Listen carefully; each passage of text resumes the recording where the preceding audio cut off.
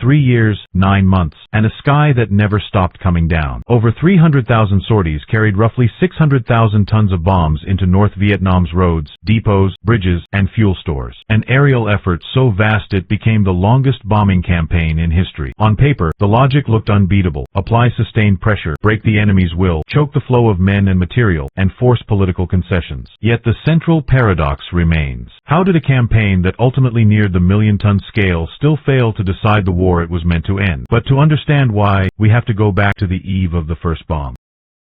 In Washington, Vietnam did not look like a local civil conflict, but a tile in a global Cold War mosaic, where each setback seemed to confirm communist conspiracy. The mental map stayed binary, us versus them, and policy feared that retreat anywhere would unravel credibility everywhere, turning limited defeats into worldwide signals of weakness. Korea still burned in institutional memory, especially Chinese intervention and escalation nightmares, and the Cuban Missile Crisis reinforced containment, producing a dilemma: deter decisively yet avoid superpower collision. While strategy debates ran in air-conditioned rooms, South Vietnam's political ground kept shifting, and after 1963 coups and counter-coups churned leadership, eroding continuity and public confidence. The South Vietnamese army's morale and effectiveness declined as uncertainty spread through commands, and units faced an enemy that felt everywhere and nowhere, operating through shadow networks.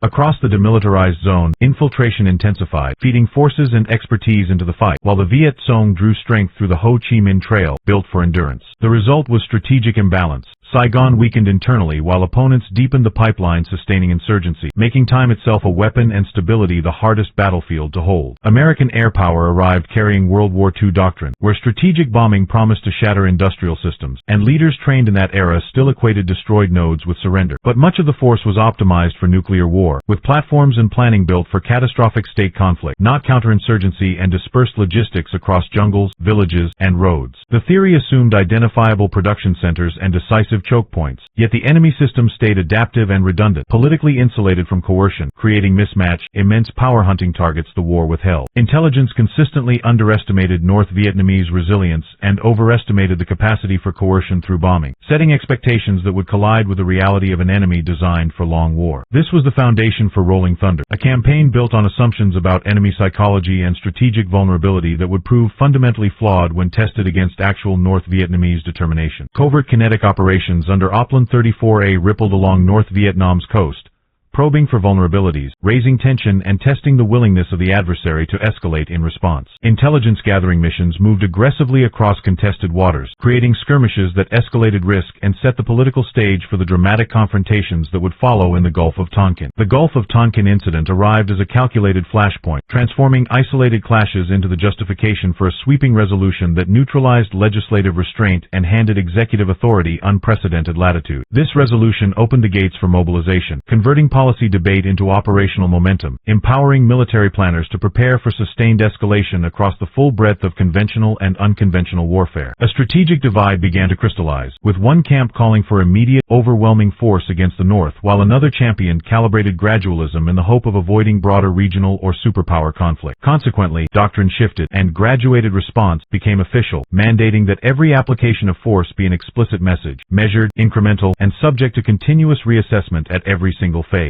The initial operational blueprint demanded bold action. 94 targets struck in just 16 days, intended to cripple the northern infrastructure and paralyze leadership resolve before enemy adaptation could occur. Senior leadership, wary of unintended escalation, intervened to slow the timetable, insisting that every new wave of attacks receive presidential-level review and strict guidance to minimize strategic risk. Political imperatives began to override pure military logic as target selection steadily narrowed, every strike tailored not only for battlefield effectiveness but also for diplomatic optics and escalation management. Large exclusion zones were mapped around Hanoi, Haiphong, and the Chinese border, forbidding air attacks near geostrategic tripwires where the risk of provoking a superpower counterstrike loomed highest. Even industrial targets and key airfields were frequently withheld as planners weighed the psychological impact on northern leaders against the risk each new bomb might draw in the Chinese or Soviets. The campaign's contours increasingly reflected compromise: intense persistent air pressure in some sectors, strictly limited application in others, all calibrated to avoid fracturing international international alliances or triggering regional conflagration. Air crews received orders forcing weapon loads and egress routes to suit political calculations, not tactical advantage, producing operational frustration as missions sometimes targeted terrain with little true military value. Meanwhile, the North Vietnamese intensified their dispersal and camouflage measures, fragmenting logistics, hardening infrastructure and moving command nodes beyond reach to deny American air power a clear decisive center of gravity. Simultaneously, Vietnamese anti-aircraft networks grew deeper and more adaptive, layering mobile artillery, radar, and surface-to-air missiles in a lethal curtain designed to inflict attrition on attacking squadrons day after day. U.S. forces responded by developing electronic countermeasures, precision navigation, and new battlefield tactics, but each adaptation exposed additional vulnerabilities as the Northern Defense Network grew more intricate and agile. The ground situation in South Vietnam deteriorated as Viet Cong units exploited the distraction of northern bombing, ramping up ambushes, isolating outposts, and targeting logistical arteries now increasingly stretched past their limits. American resolve stiffened under pressure, leading to the commitment of additional squadrons, expanded basing, and logistical buildup across Thailand and the South, magnifying the scale and persistence of the campaign. Public opinion at home initially rallied behind expanded action, but unease began to appear as casualty reports grew and the visible impact of airstrikes remained far less than leaders had promised. Each operational adjustment triggered counter-adjustments, all participants trapped in a cycle of escalation and reaction, setting the stage for a grinding campaign in which neither side could deliver outright dominance. The first sorties thundered across the border, squadrons of American and South Vietnamese aircraft streaking low to deliver their payloads while North Vietnamese observers scrambled to analyze and respond to each new pattern. Every attack introduced new variables. Tactics rapidly evolved as bombing missions shifted from industrial sites to bridges, fuel dumps, and logistical hubs. The tempo of operations building and then pausing by order from above. Pilots faced a deadly gauntlet, anti-aircraft artillery lighting the sky and surface-to-air missile batteries tracking each bomber. Every strike mission a contest of speed, skill, and luck against an increasingly sophisticated enemy defense. Across the countryside, the sound of explosions echoed as craters multiplied, rail lines twisted, and critical nodes vanished under clouds of smoke. Yet supply lines adapted as workers repaired breaches within days or even hours. American planners searched for leverage, aiming to punish and paralyze northern logistics with waves of sorties. But enemy resolve only deepened as leadership decentralized and vital infrastructure was relentlessly dispersed and protected. Combat footage filtered back through command centers, losses mounting as aircraft went down, and rescue operations tangled with ground fire, revealing the growing lethality of integrated North Vietnamese firepower and tactical intelligence. To answer escalating air losses, new technologies rolled out, jamming pods, radar warning receivers,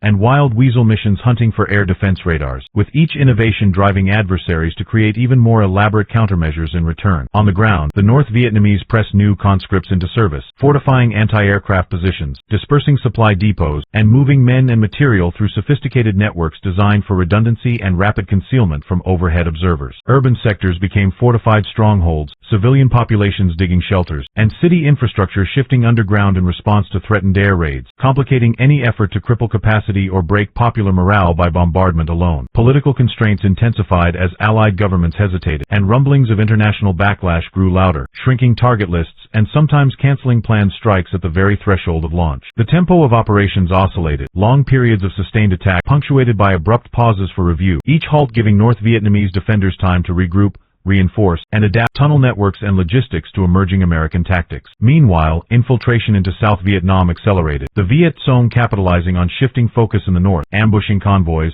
sabotaging infrastructure, and inflaming the sense that southern defenses were fraying under persistent external and internal assault. Attrition mounted with each mission, pilots confronted by flak barrages and missile launches, every ejection over enemy territory raising the stakes for recovery teams and signaling the rising cost for every incremental bomb drop. The leadership in Washington convened emergency sessions, reviewing intelligence and casualty reports, debating whether to escalate further or begin seeking negotiated exit ramps as the promised decisive results repeatedly failed to materialize. North Vietnamese morale, far from collapsing, hardened under fire, propaganda exploiting every visible crater and wreckage as proof of resilience, while the broader strategic support from China and the Soviet Union never decisively faltered. The result was strategic stalemate, one side wielding overwhelming technology and persistent pressure, the other answering with adaptability, determination, and absorption of continuous shocks across both battlefield and population centers. The aim to force rapid political capitulation evolved into an endurance race, each passing week exposing new dilemmas. escalation risk, operational cost, and the shifting boundary between military ambition and political feasibility. In this crucible, lessons accumulated. Technology alone could not guarantee victory. Enemy adaptation would always outpace static doctrine, and every action would inevitably prompt a countermove the planners never fully anticipated. The narrative of Rolling Thunder settled into grim routine. Each mission and loss counted among thousands. Every bombing raid a blend of tactical achievement and strategic ambiguity that deepened the sense of irresolvable commitment. As the tempo slowed and leaders weighed the utility of further sacrifice, both sides confronted the reality that no breakthrough would come, only more escalation and the long shadow of war without resolution or decisive end. When operations slowed, the landscape bore silent witness, bridges rebuilt, new defenses in place, but both adversaries locked in a struggle transformed from quick campaign into protracted test of endurance. Rolling Thunder's outcome revealed limits. Political caution restrained military force, while technological might could shatter targets yet not break will, forging a template for future conflicts shaped by ambiguity and shifting objectives. Survivors on both sides absorbed these lessons, understanding that initiative never remained static, and that every advantage provoked adaptation, each innovation creating vulnerabilities, every escalation breeding fresh risks and unforeseen repercussions. In the aftermath, the boundaries of victory and loss blurred, strategy evolving beyond attrition or dominance, recognizing that in a war without clear endpoints, the greatest battles were always those yet to unfold.